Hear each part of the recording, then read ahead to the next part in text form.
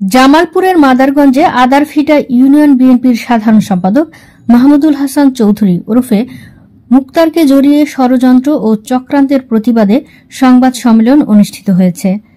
বিস্তারিত দেখুন জামালপুর প্রতিনিধি শরীফুল ইসলাম ঝোকনের প্রতিবেদনে। রবিবার জামালপুর প্রেস ক্লাবে সংবাদ সম্মেলনের আয়োজন করেন মাহমুদুল হাসান চৌধুরী মুক্তারের সহোদর বড় ভাই মোহাম্মদ আলমগীর চৌধুরী। তিনি লিখিত বক্তব্যে বলেন, গত 11 জানুয়ারি আদারভিটা ইউনিয়ন বিএনপির সভা অনুষ্ঠিতের লক্ষ্যে গরুর মাংসে খিচুড়ি খাওয়ার আয়োজনের কথা ছিল। সেই অনুযায়ী আদারভিটা ইউনিয়ন বিএনপির সাধারণ সম্পাদক মাহমুদুল হাসান চৌধুরী গরুর মাংস সংগ্রহে এলাকার কসাই বজলু মিয়াকে দায়িত্ব দেওয়া হয়। পরে কসাই বজলু মিয়া একটি চোরাই গরু জবাই করে তার অনুষ্ঠানে বিতর্কের সৃষ্টি করে। এ ঘটনা নিয়ে সাধারণ সম্পাদক মাহমুদুল হাসান চৌধুরীর প্রতিপক্ষরা হট্টগোলের সৃষ্টি করে, তার রাজনৈতিক ভাবমূর্তি নষ্ট করেছে।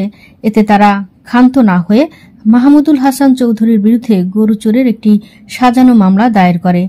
তার রাজনৈতিক সামাজিক ভাবমূর্তি নষ্ট করেছে। এ নিয়ে সাজানো মিথ্যে মামলা থেকে পরিত্রাণ চান তিনি।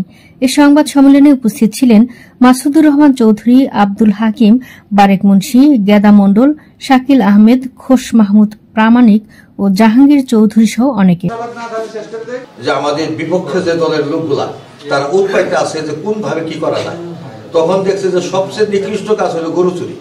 এই গরু চুরি ফাঁদে এবং এই কসাইয়ের বাবাও ছিল শ্রেষ্ঠ গরু চোর, হাসেন কসাই এ ছিল শ্রেষ্ঠ একটা গরু চোর।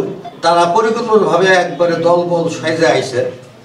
আমরা ঘুমে থেকে অতর্কিত উঠার করে দেখি বাড়ি মানে শয়ে মানুষ, রামগাঁও কিরিস, কারো হাত ডেগার, মানে কারো হাত জুতা, কারো হাত স্যান্ডেল।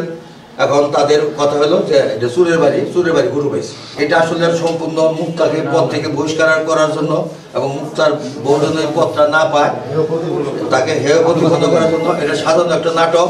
আমরা এর তীব্র নিন্দা জানাই এবং সুষ্ঠু বিচার চাই।